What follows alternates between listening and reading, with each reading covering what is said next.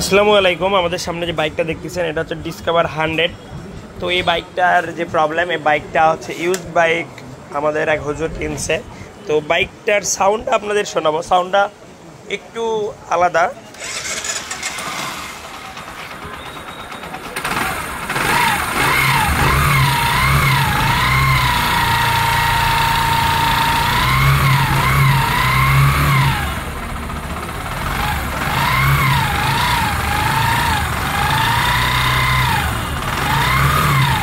তো এই তো বাইকটার সাউন্ড শুনলেন। এখন আমরা এই বাইকটার এই সাউন্ডটা কেন আসতেছে, কই থেকে আসতেছে আর কোথা থেকে আসতেছে, আর এটা কি শর্ট সলিউশন না লং টাইম সলিউশন হবে, এটা আপনাদেরকে দেখাবো।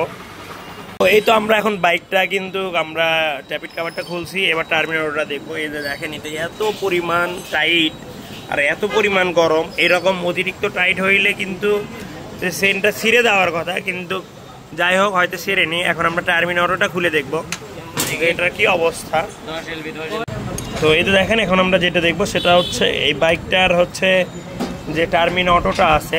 তো আমরা এখন অটোটা খুলতেছি, এটা দেখেন আমরা কিন্তু খুলতেছি। আর এই ছোটোখাটো ভুলগুলোই আমরা কি করি, আমরা আমাদের চোখে ধরা পড়ে, আর সেগুলো আমরা কিভাবে সলভ করি এগুলো কিন্তু কি করি আপনাদের মাঝে আমরা উপস্থাপন করে থাকি।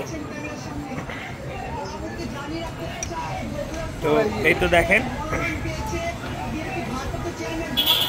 তো এই যে দেখেন এটাই হচ্ছে প্রবলেম, এটা ছিল অবস্থা। তো এটা আমরা একটু লুজ করে দেখবো। আর হচ্ছে এখানে কিন্তু বল ছিল, তো এটা কিন্তু সঠিকভাবে অ্যাডজাস্ট করলে কিন্তু এই বাইকটার সাউন্ডটা চলে যাওয়ার কথা। তো যে ভাইয়েরা হচ্ছে টার্মিন অটো অ্যাডজাস্ট করতে পারেন না, তারা আজকে আমাদের এই ভিডিও থেকে দেখে আপনারা একটু শেখার চেষ্টা করবেন, কারণ এটা এত পরিমাণ গরম হয়ে গেছে যে এটা হাতে ধরে রাখা সম্ভব হচ্ছে না। হয়তো বা ক্যামেরার কারণে বা আপনারা বুঝতে পারবেন না, যদি আপনাদের হাতে দেওয়া হয় তাহলে বুঝতে পারবেন। এই যে এটার কিন্তু টার্মিন চেইন নষ্ট, এটা কিন্তু অনেক পরিমাণ লুজ। এই যে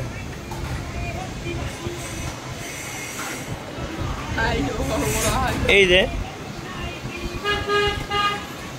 যাই হোক, আমরা এটা আগে হচ্ছে সুন্দর করে অ্যাডজাস্ট করে দেখব। যদি সাউন্ড কমে তাহলে ভালো, আর না হলে এখানে ক্যামের বিয়ারিং দেখতে হবে আর টার্মিন চেনটা চেঞ্জ করতে হবে। তো যাই হোক, আমরা এখন এটা টার্মিন অটোটা অ্যাডজাস্ট করব।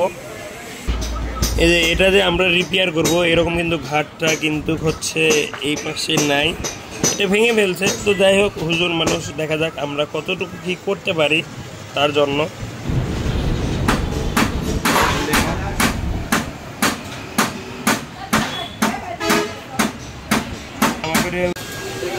তো এই যে দেখেন, এটা কিন্তু টার্মিনেটরটা ঠিক হয়ে গেছে। তো এখন আমরা দেখবো এটার যদি মাপ ঠিক থাকে তাহলে আমরা এটা কেটে দিব, আর যদি ঠিকঠাক থাকে তাহলে এই অবস্থায় লাগাই দিব, যাতে সাউন্ডটা যাতে বন্ধ হয়। পরে কাস্টমার কিন্তু মানে সময় সুযোগ করে টাকা পয়সা হলে এটা চেঞ্জ করে নেবে।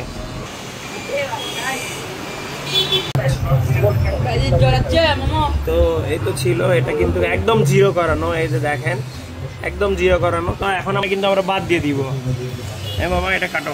তো এখন আমরা যেটা করতেছি, আমরা লাগাইতেছি, লাগাই গাড়িটার ফাইনালি সাউন্ড আপনাদেরকে শোনাবো। আমাদের বাইকটা ওকে হয়ে গেছে চেঞ্জ ছাড়াই, আমরা যতটুকু পারছি। যেহেতু হুজুর মানুষ, টাকা পয়সা নাই, মাসের শুরু, এখনো স্যালারি পায়নি। এই যে কোকো সাউন্ডটা, এটা শুধু আমরা বন্ধ করে দিব। এই যে দেখেন, এর গাড়ির টার্মিন চেন এবং হচ্ছে এটা তো 2 নাম্বার ছিল টার্মিন অটো, এন্ড কিন্তু এই কোকো সাউন্ডটা আর নাই। আর বাইকটা দিয়ে তেল পড়তেছিল, এটা হচ্ছে 19 সেকেন্ড হ্যান্ড কিনছিল, এই জন্য আমরা এইভাবে লাগে আমরা 2 ঘন্টা রাখবো।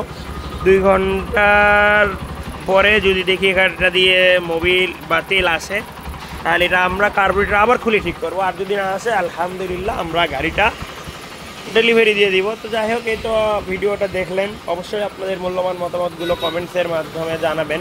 শুধু কাস্টমারকে খরচ করলেই সে ভালো টেকনিশিয়ান হয় না, কিছু লোকরে সেভ করতে হয়। কারণ একটা হুজুর বেতন পাই সর্বোচ্চ হলে 15,000 টাকা, এই টাকা দিয়ে তার বিবি বাচ্চাদেরকে নিয়ে মাস চলতে হয়।